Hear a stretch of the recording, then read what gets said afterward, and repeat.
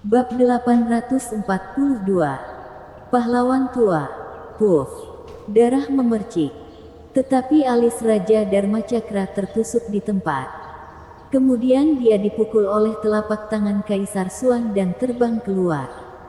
Busur berwarna darah digambar di atasnya dan itu jatuh ke lautan guntur yang mengamuk. Tidak tahu berapa lama kemudian, sebelum Raja Dharmacakra terhuyung-huyung, dia hampir jatuh beberapa kali. Pada saat ini, semua orang terdiam dan menatapnya dengan tenang. Raja yang tiada taraf. Sekarang punggungnya begitu suram dan sunyi. Dia dikalahkan. Benar-benar dikalahkan. Dia kalah taruhan. Secara tragis dan tragis. Tidak tahu mengapa. Melihat Raja Dharmacakra saat ini, semua orang di medan perang, entah itu Samuel Gu atau Kenscheng, semuanya secara misterius merasa sedih. Bertahun-tahun yang lalu, punggung itu juga merupakan sosok yang bersemangat. Dia juga merintangi gunung dan sungai. Rambut hitamnya hitam pekat seperti air terjun. Bukan helai perak saat ini dan wajahnya tajam dan bersudut. Sosok itu seharusnya tinggi dan tegap. Tidak suram dan kesepian seperti sekarang. Matanya seluas bintang. Bukan keruh seperti sekarang. Dia masih raja. Raja Dharmacakra yang memiliki kekuatan untuk mengalahkan dunia. Hanya saja pahlawan tetap beranjak tua. Setelah selama ini, dia sudah tua. Duar. 9 kaisar bersatu kembali dan barisan rapi perlahan berjalan ke arah Raja Dharmacakra. Mereka adalah kaisar. Kaisar tiada taraf. Dia dulu memiliki dunia dalam pikirannya. Tetapi pada saat ini dia tidak memiliki belas kasihan. Hukum tidak mengizinkan orang luar muncul di lautan guntur dan begitu mereka muncul, tidak peduli siapa mereka, mereka semua akan dihancurkan. Tetua keluar dari laut guntur. Setelah keheningan, Kenscheng dan Chorlus Yin di bawah meraung dengan panik. Pertempuran ini belum diputuskan.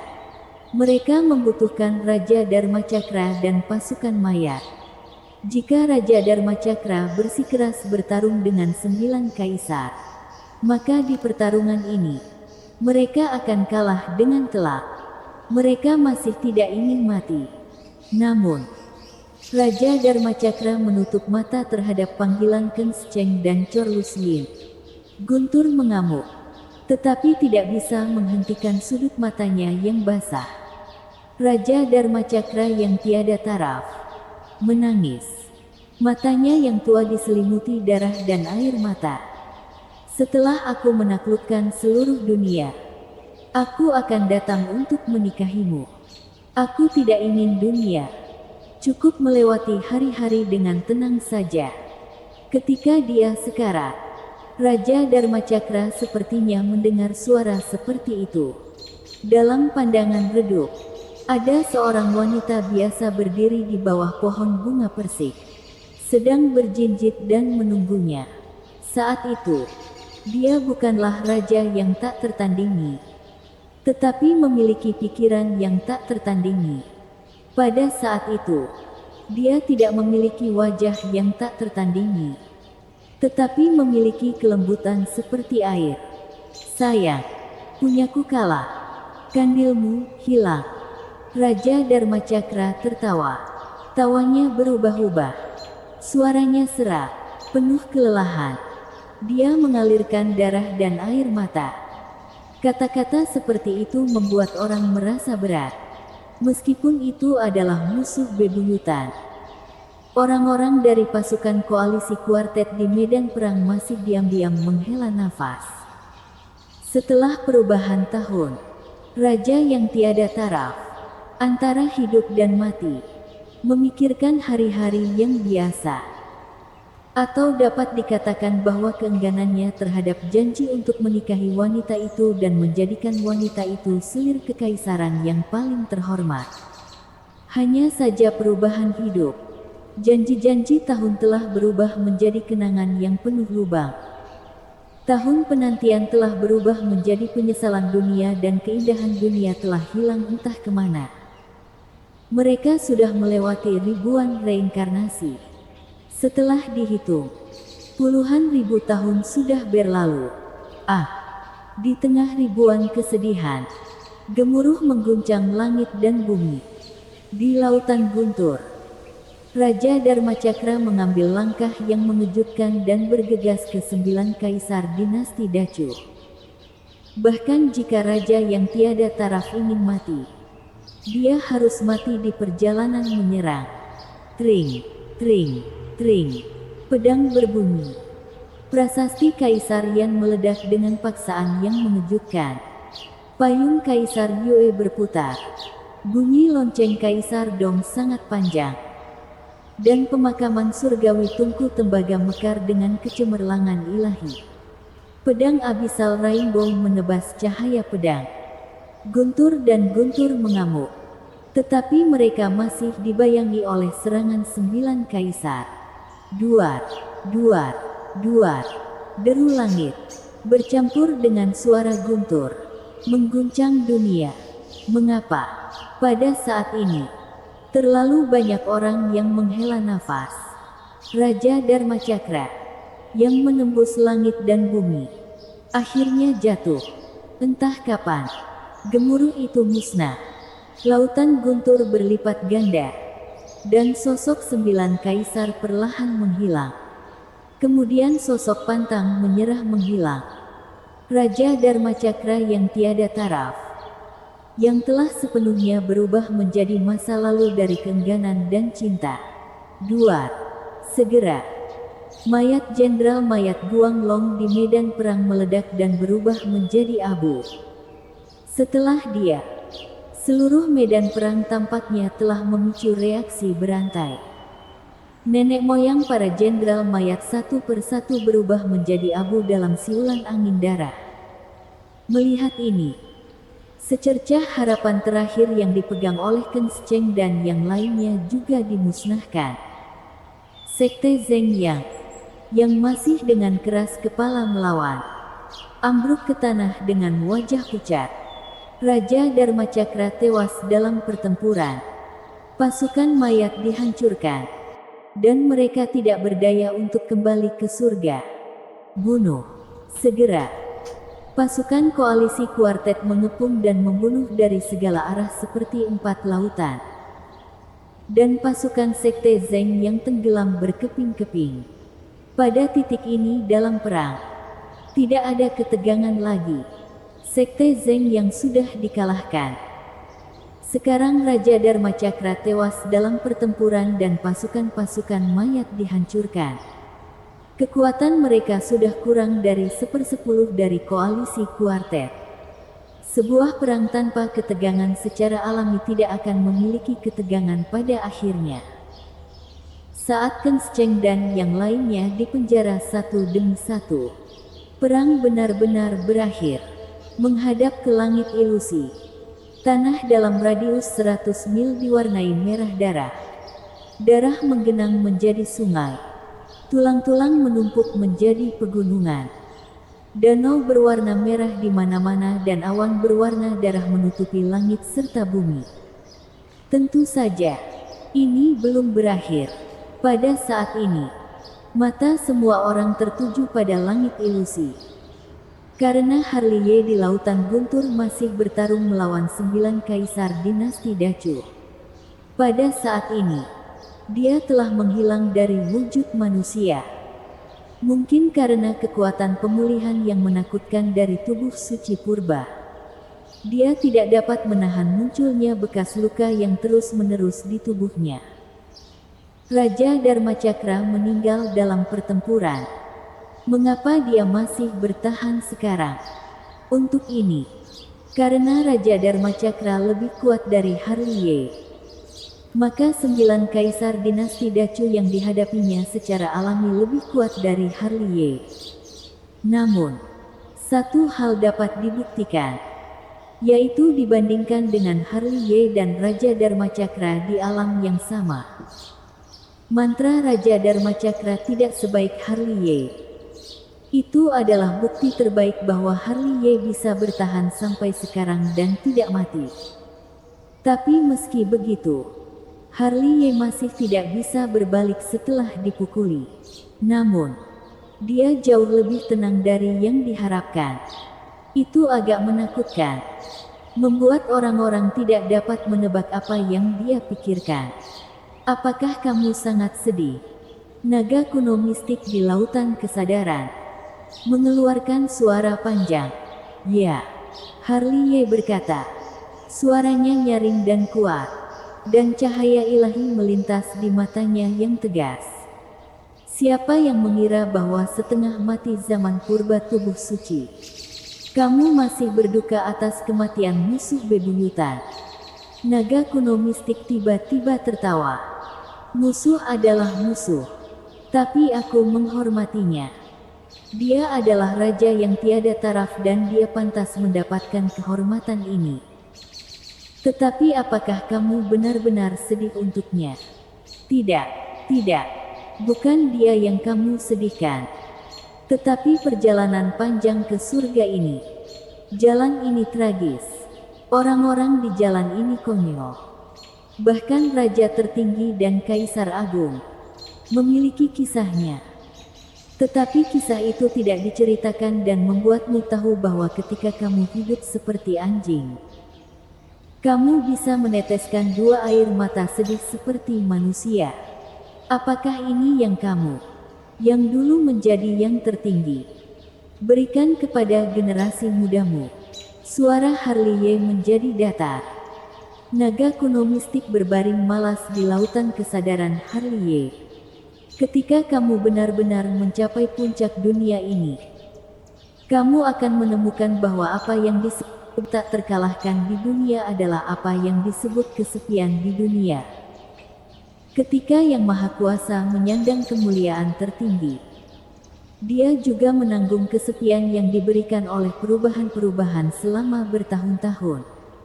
Dia harus melihat satu demi satu kerabat, kekasih dan teman pergi dari hidupnya dan dia tidak dapat berbuat apa-apa. Ketika kamu mencapai ujung hidupmu, kamu bahkan tidak mempunyai seseorang yang mengantar kepergianmu. Menurutmu, lucu tidak? Harliye terdiam. Tetapi suasana hatinya menjadi semakin sedih. Bukankah dia sendiri yang dimaksud naga kuno mistik? Mantan maha tinggi di dunia telah secara pribadi mengalami semua yang dia katakan. Sebagai seorang junior, dia merasakan ketakutan dan keraguan yang belum pernah terjadi sebelumnya. Bahkan Kaisar Agung saja sedih. Kalau begitu, bukankah jalan ini tidak berakhir sampai kematian? Bersambung. Bab 843. Keturunan 9 Kaisar. 2. Sementara Harliye tenggelam dalam pikirannya, monumen Dewa Kaisar yang sudah menekan langit. Ini adalah pembunuh yang menakutkan. Senjata atribut spiritual Kaisar yang terus-menerus beredar, dipenuhi dengan udara misterius, mengelilingi jalan Kaisar, seperti gunung besar, menjulang tinggi dan berat. Melihat ini, Harliye buru-buru memindahkan bejana ilahi zaman keos, lalu menghantam langit dan hampir tidak dapat menghalangi serangan Kaisar Yan. Tering. Langit ilusi bergetar, Kaisar Chen terbunuh, dan peta ilahi yang menggantung di atas kepala menggantung di langit yang halus, seperti Bima Sakti. Di mana gunung, sungai, dan sungai dibangkitkan, itu adalah sepotong dunia yang luas ini penuh dengan kejutan dan paksaan. Harliye bahkan tidak memikirkannya, dia langsung mengorbankan peta 9 negara langit misteri untuk bertemu peta ilahi Kaisar Chen. Meskipun mereka semua adalah gambar peta ilahi Kaisar Chen diubah oleh Taoisme, bukan gambar peta ilahi yang sebenarnya. sedangkan peta ilahi Harley Y dirusak sehingga dua peta ilahi bersaing di langit ilusi dan pemenangnya tidak dapat ditentukan. Namun, meskipun Harley Y memblokir prasasti Kaisar Yang dan peta ilahi Kaisar Chen, dia dikalahkan oleh pagoda Qiankun Raja Tianzang. Tubuh suci itu hancur. Berdiri. Harley Y meraung keras. Dengan tubuh suci zaman purba, dia dengan paksa mengangkat pagoda Qiankun. Tentu saja, ketika dia bangun, dia bahkan tidak melarikan diri dengan cepat ketika Kaisar Yue menusuk dadanya dengan jari, diikuti oleh pedang Kaisar Xuan, menebas punggungnya dengan tebasan yang dalam. Kalau bukan tubuh Harley Y yang kuat, mungkin dia sudah terbelah sejak lama. Armor astral energi astral, buka. 8 gambar formasi Patkua, buka. Harley Y menggertakkan giginya, dia mengenakan armor Moody Sky, ditutupi dengan energi astral armor astral, bahkan gambar formasi Patkua juga ditempatkan di bawah kaki dan ratusan senjata spiritual dikorbankan secara bersamaan untuk meningkatkan pertahanan mereka ke level tertinggi. 2. Dengan gemuruh-gemuruh, Raja Perang terbanting dengan telapak tangan, setengah dari langit ilusi runtuh, dan ratusan senjata yang tergantung di kepala Harley Y spiritual baru saja mekar dengan kekuatan ilahi ketika dia disapu oleh Raja Perang dengan telapak tangannya. Di tempat, Harley Y meludahkan seteguk darah. Tubuh suci terbuka lagi dan darah suci menyembur keluar. Duar, duar, duar. Lonceng megah dan panjang berbunyi, serangan Kaisar Dong juga tiba. Lonceng Kaisar Dong yang besar dengan cepat menjadi besar dan meledak menjadi kekuatan ilahi yang menghancurkan dunia. Harley Y terhuyung-huyung lagi. Tring. Suara dentang pedang sangat keras, pedang Kaisar Chu masih tak tertandingi, membawa kekuatan menusuk untuk menghancurkan orang mati. Kali ini, Harley Y tidak mundur tetapi maju, dia mengepalkan tinjunya dan maju dengan paksa. Tentu saja, tepat ketika pedang Kaisar Chu hendak menusuk alisnya, dia menggunakan teknik perpindahan mistik untuk secara paksa mentransfer pedang yang luar biasa dari Kaisar Chu. Saat bahunya ditikam, pisau naga di tangannya terbanting. Puff! Di bawah perhatian semua orang, tubuh Kaisar Chu terbelah dua di tempat. Dalam adegan ini, orang-orang di bawah berdebar. Meskipun itu bukan Kaisar Chu yang sebenarnya, itu dipotong menjadi dua dengan pisau oleh Harley Y. Gambar ini mengejutkan tidak peduli bagaimana orang-orang melihatnya. Bunuh saja semampunya. Harley Y meraung keras, dia tiba-tiba melangkah maju dan menebas Kaisar Chu lagi. Tentu saja, dia juga membayar harga yang mahal untuk menghancurkan Kaisar Chu.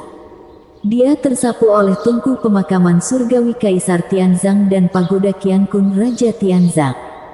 Tulang-tulangnya patah. Layak.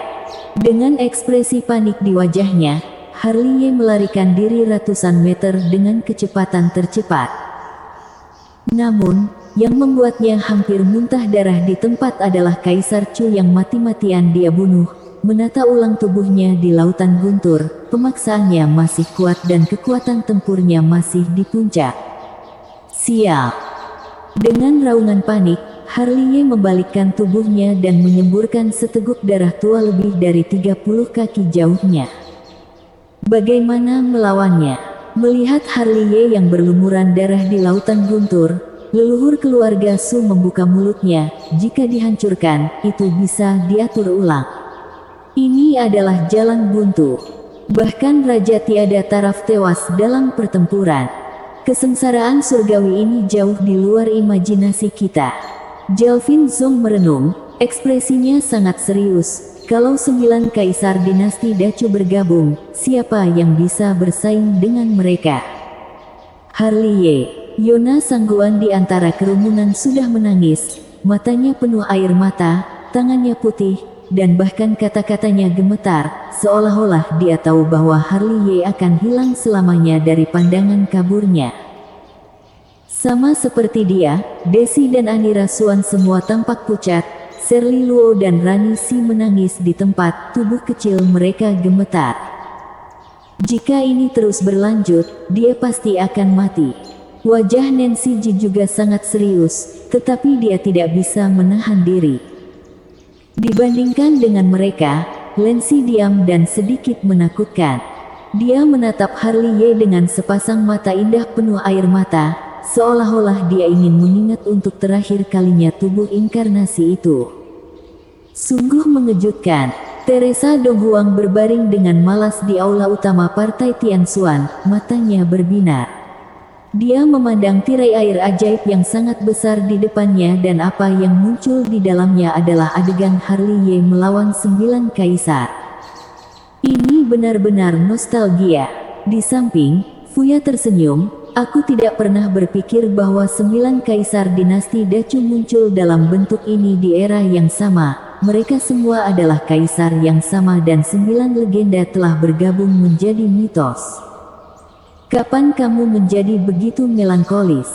Teresa Donghuang melirik Fuya dengan penuh minat. Waktu membuat orang menjadi tua. Fuya tersenyum dan menggelengkan kepalanya. Baru setelah aku melihat mereka, aku menyadari bahwa aku sudah melupakan pergantian tahun. Dari era Kaisar Agung hingga era Kaisar Xiangwu, bertahun-tahun sudah berlalu. Menarik bahwa kamu mengatakan itu. Teresa Donghuang melirik Fuya, orang yang tidak tahu mungkin mengira kamu sudah hidup selama ribuan tahun. Kalau kamu merasa terlalu lama, aku tidak keberatan menyegelmu tidur lebih awal. Anggap aku tidak mengatakannya. Fuya terbatuk canggung. Kamu menggangguku menonton drama itu saja. Teresa Donghuang melirik Fuya untuk terakhir kalinya, lalu menyembunyikan matanya pada tirai air ajaib. Tapi Master Suci, omong-omong, kesengsaraan surgawi Harley Ye benar-benar aneh. Fuya tidak lagi melankolis, dia menyentuh dagunya, lalu melihat tirai udara ajaib sambil menghela nafas. Kamu pasti tahu itu, bahkan Kaisar 9 dinasti Dacu tidak pernah mendatangkan kesengsaraan surgawi seperti ini. Dia yang terlalu luar biasa. Teresa Donghuang berkata dengan santai. Itu benar. Fuya mengangguk tanpa ragu, kalau dia menjadi level langit di era ini, dia pasti akan menjadi yang terkuat di antara kaisar dari dinasti Dacu, tidak ada yang dapat menandinginya. Tergantung apakah dia bisa bertahan dari 9 kaisar hukuman ilahi atau tidak. Teresa Donghuang membelai rambutnya dan menatap tirai air Huantian dengan ekspresi yang dalam. Puff, puff, puff. Ketika keduanya berbicara, Harley Ye di lautan guntur kesengsaraan surgawi terluka dan tubuh sucinya terbelah beberapa kali. Ketika dia kelelahan, bahkan dia dengan tubuh suci zaman purba, juga benar-benar terluka saat ini. Kakek naga, aku tidak tahan lagi. Harley Ye berkata dengan suara serak dan lelah sambil berusaha menghindari kepungan 9 kaisar. Kamu tetap harus menahannya. Naga kuno mistik berkata dengan suara nyaring, kalau kamu dapat menahannya, itu akan menjadi langit yang luas, tetapi kalau kamu tidak dapat menahannya, itu akan menjadi abu. Keluarkan kesengsaraan surgawi monster ilahimu. Mudah sekali kamu mengatakannya. Sebelum Harley Ye bisa menyelesaikan kalimat itu, dia ditebas dan diterbangkan oleh pedang Kaisar Xuan. Sebelum dia mendarat, serangan Kaisar Tianzang datang satu demi satu, diikuti oleh Kaisar Chen dan Kaisar Yue. Puff, puff, puff. Darah emas berceceran di laut guntur dan Harley Ye, yang terbang terbalik, sudah menjadi sosok berdarah ketika dia mendarat, melawan babak baru 9 kaisar terkepung dan tubuh cahaya sucinya benar-benar dimusnahkan. Kapan kesengsaraan surgawi akan berakhir? Tuan Suge di bawah menggertakkan giginya. Apakah harus membunuh Harley Ye dulu baru berakhir? Bisik Poni.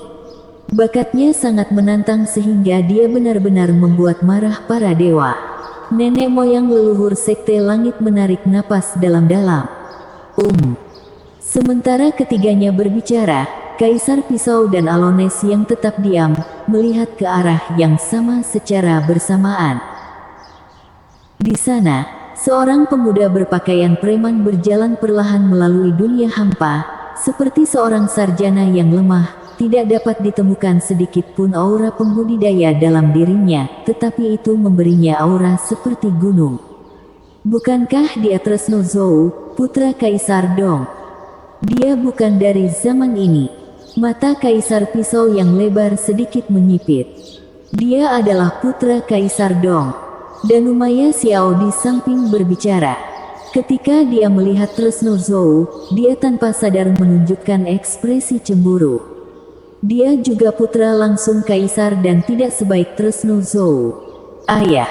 Tresno Zou tidak peduli dengan tatapan Kaisar Pisau. Matanya yang tak tergoyahkan sekarang tertuju pada Kaisar Dong di Lautan Guntur. Meskipun itu bukan Kaisar Dong yang asli, tetapi tetap membuat sudut matanya basah. Ibu. Tak lama kemudian, terdengar suara seorang wanita seperti suara surga. Di perbatasan langit dan bumi, sosok bayangan seperti mimpi datang perlahan, seperti Pribibo, suci dan tanpa cacat. Kalau diperhatikan baik-baik, bukankah itu adalah Melissa Qianxiang, putri Kaisar Yue? Sama seperti Tresno Zou, setelah dia berhenti, dia menatap Kaisar Yue di Lautan Guntur dengan matanya yang indah seperti air, di bawah sinar bulan, itu memadat menjadi es. Ayah, ayah. Kedua suara ini tidak dalam urutan tertentu. Dari timur dan barat Leihai, ada bayangan yang muncul, dan keduanya adalah dewa yang tiada taranya. Yang satu berpakaian putih, yang lain mengenakan baju besi, dan yang lainnya seperti gadis misteri langit 9, Anira Suan, seorang ratu tiada taraf. Putri Kaisar Chu, Mila dinasti Dacu. Putri Kaisar Suan, Rizka Nanming. Kali ini, Alones yang berbicara. Ketika dia melihat putri kedua kaisar, dia tidak bisa menahan diri untuk tidak menarik napas dalam-dalam, belum lagi menghadapi Rizka Nanming, dia juga merasa takut. 5 putra dan putri kaisar 9 dinasti Dacu datang, apa yang mereka lakukan? Seseorang berseru kaget. Datang satu lagi. Kata-kata satu orang menarik perhatian terlalu banyak orang. Di bawah perhatian semua orang, seorang pemuda berbaju zirah emas datang melintasi langit, rambutnya yang panjang gelap dan tebal, matanya seluas langit berbintang, tubuhnya seperti gunung, langkahnya berat, dan dia juga membawa keagungan tertinggi seorang kaisar. Melihat penampilannya, itu adalah putra Raja Tianzang. Seseorang tanpa sadar melirik pemuda berbaju emas, dan kemudian tanpa sadar melirik Raja Tianzang karena penampilan mereka 90% mirip. Dia adalah Rajendra Long, putra langsung Raja Tianzang. Dan Umaya Xiao berkata dengan santai, tapi tetap terlihat takut. Kalau yang itu, Tuan Suge menunjuk ke langit dan ekspresinya sangat aneh. Mendengar itu, Kaisar Pisau dan yang lainnya juga menoleh.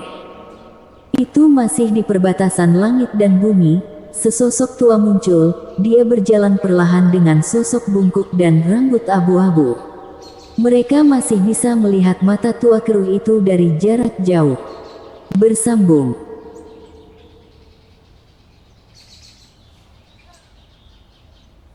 Bab 844, 8 Kaisar datang. Dia mungkin juga anak langsung dari 9 kaisar. Melihat lelaki tua itu, leluhur sekte langit yang selalu tenang, tanpa sadar membuka mulutnya. Putra langsung Kaisar Tianzang, Brahmadi. Dan Umaya Xiao berkata lagi, kenapa aku merasa aneh? Tuan Suge menggerakkan sudut mulutnya, melirik Brahmadi, kemudian tanpa sadar melirik Kaisar Tianzang di Lautan Guntur. Dilihat dari keadaan lama Brahmadi, dia bisa menjadi kakek Kaisar Tianzang. Sama seperti kita, dia juga disegel oleh ayahnya di masa lalu. Dan Umaya Xiao berkata perlahan, hanya saja tidak seperti kita, segelnya mengalami kecelakaan sehingga esensinya bocor menjadi setengah hidup dan setengah mati. Meski begitu, dia tetap menakutkan. Kaisar Pisau, Raja Pedang yang selalu kejam, memandang Brahmadi yang berjalan gemetar dan menunjukkan ketakutan yang dalam. Kekuatan tempurnya sebanding dengan Raja Dharmacakra, kata Danumaya Xiao, dengan ekspresi takjub dan kagum di matanya. Aku masih tua. Nenek moyang leluhur Sekte Langit menghela nafas kecewa. Pewaris Kaisar Yang dan Kaisar Chen tidak tersesat, kan? Di sini, Tuan Suge tanpa sadar melirik ke segala arah. Kedua kaisar tidak pernah menikah, jadi bagaimana mungkin mereka adalah ahli waris mereka? Tanya Alones santai. Memangnya iya? Ayah Kaisar. Ketika semua orang berbicara, Brahmadi sudah berhenti dan menatap Kaisar Tianzang, yang sudah menangis dan gemetar. Entah kenapa, melihat Brahmadi dengan tubuh gemetar, ada rasa sedih di hati orang-orang. Kesedihan ini tidak hanya untuk Brahmadi, tetapi juga untuk putra dan putri berbagai kaisar. Ayah dan ibu mereka pernah menjadi kaisar di negeri ini, makhluk tertinggi, tetapi karena berbagai alasan, mereka harus menyegel anak-anak mereka. Pada saat ini, semua orang dapat membayangkan betapa ragu dan kesepiannya Danumaya Xiao dan Rizka Nanming pada saat segel itu rusak. Mereka menyegel mimpi dan terbangun dari mimpi itu. Sudah puluhan ribu tahun dan semuanya berubah. Ada seseorang yang tidak mudah dihadapi. Tiba-tiba, kabut di mata Danumaya Xiao dan Tresno Zhou menguap, mereka melihat ke arah yang sama. Di sana, ada kabut hitam yang bergejolak, roh jahat mengamuk di dalamnya, menggulung bumi hangus yang berdarah. Samar-samar terlihat sungai darah yang bergulir, gunung-gunung mayat dan bintang-bintang mati. 2. Di bawah perhatian semua orang, raungan bergema di langit dan sosok yang samar serta agung muncul di hadapan semua orang.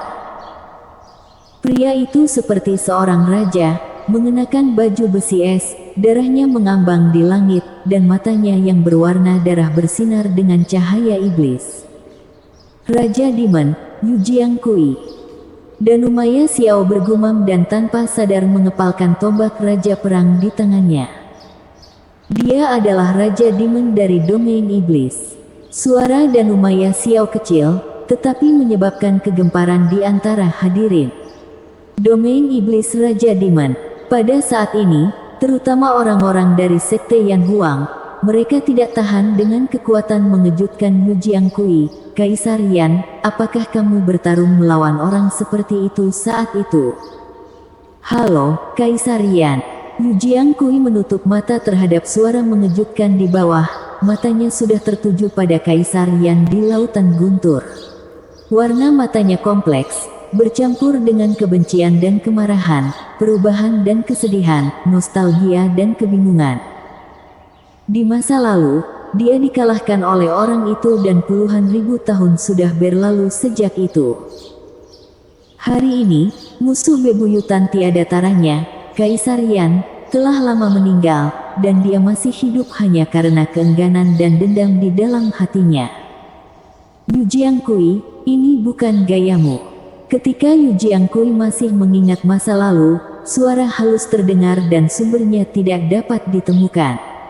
Meskipun suaranya kecil, itu seperti guntur. Biasa, kamu menjijikkan seperti biasanya. Yu Jiangkui tetap menatap lurus ke depan dan suaranya tidak ada bandingannya.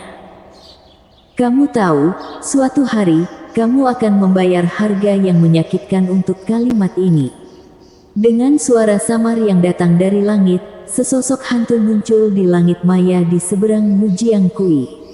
Dua deretan gigi putih itu sangat suram dan matanya tidak berjiwa, bersinar cahaya kejam.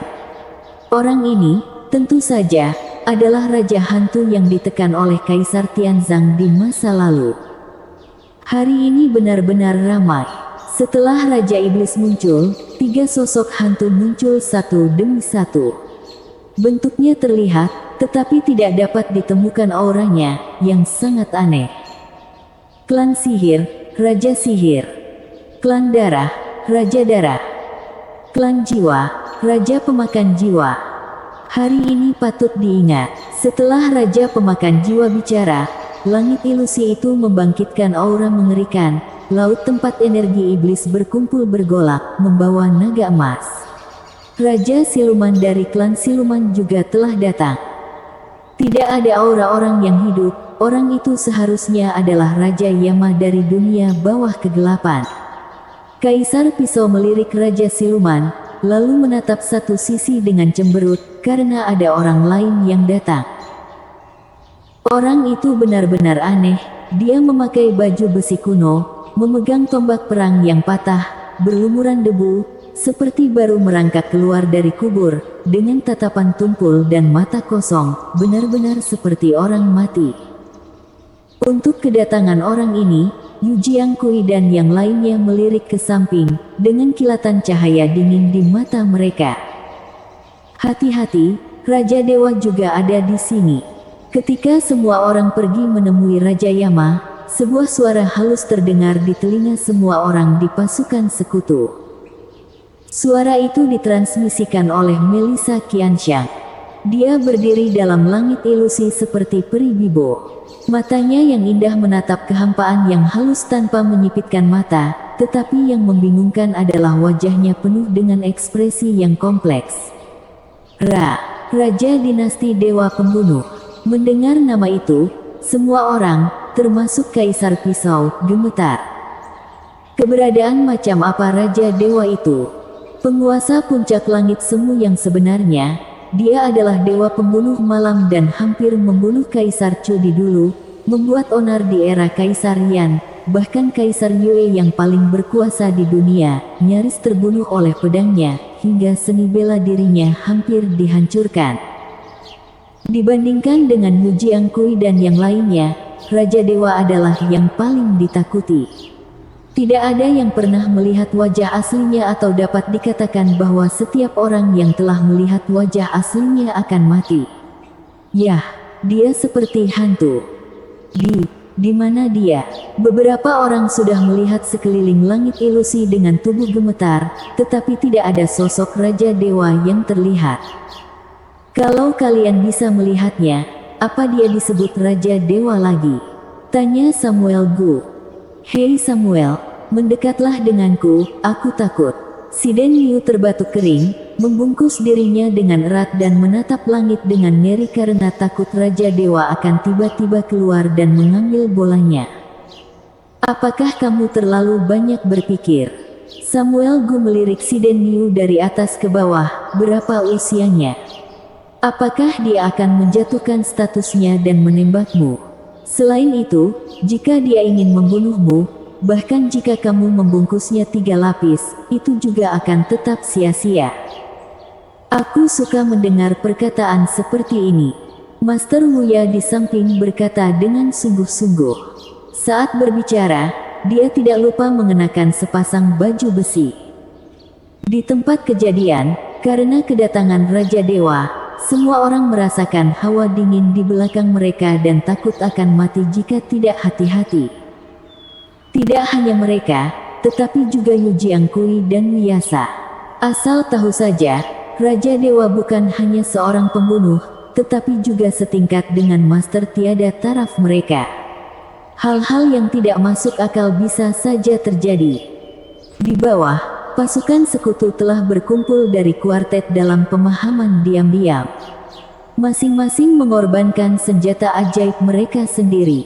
Orang sekte Han Yue juga sudah membuat formasi batasan wilayah sejak kedatangan Yu Jiangkui.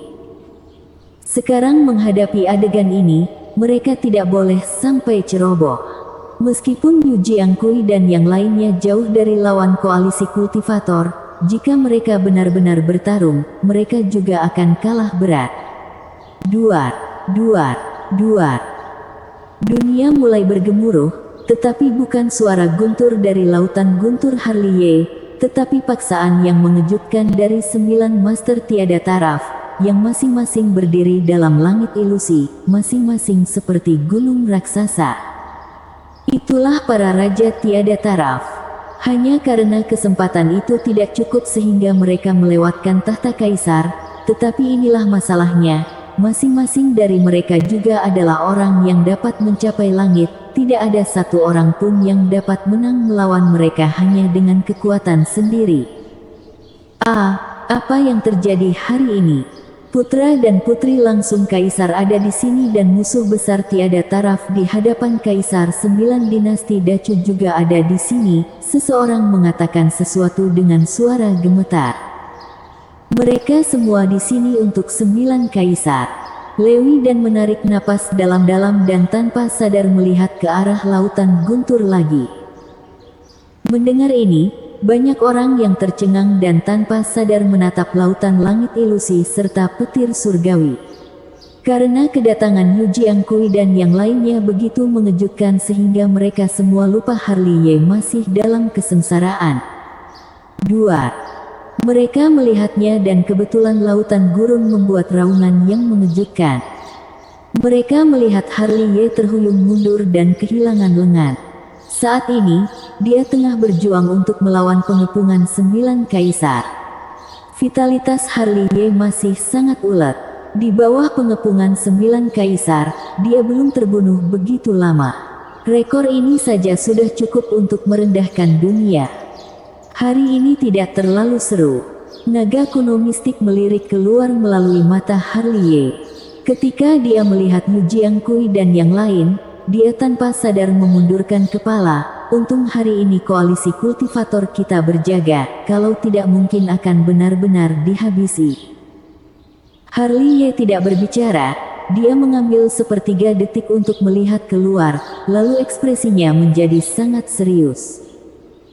Dia tidak menyangka bahwa dia akan benar-benar mengundang putra dan putri langsung kaisar, lebih tidak menyangka musuh tiada taraf 9 kaisar juga muncul. Itu adalah master tiada taraf yang setingkat dengan Raja Dharma Cakra. Begitu datang 9 sekaligus, bahkan jika ada koalisi kultivator yang berjaga, dia juga tidak merasa aman sedikit pun. Secara visual, tujuan mereka sama dengan Raja Dharma Cakra. Naga kuno mistik mengelus janggut naganya. Mereka semua ingin meminjam hukuman ilahi 9 kaisarmu untuk mencari kesempatan untuk menerobos atau mereka semua akan mati di lautan guntur ini seperti Raja Dharma Cakra. Itu yang terbaik. Harley Ye menarik napas dalam-dalam. Bersambung.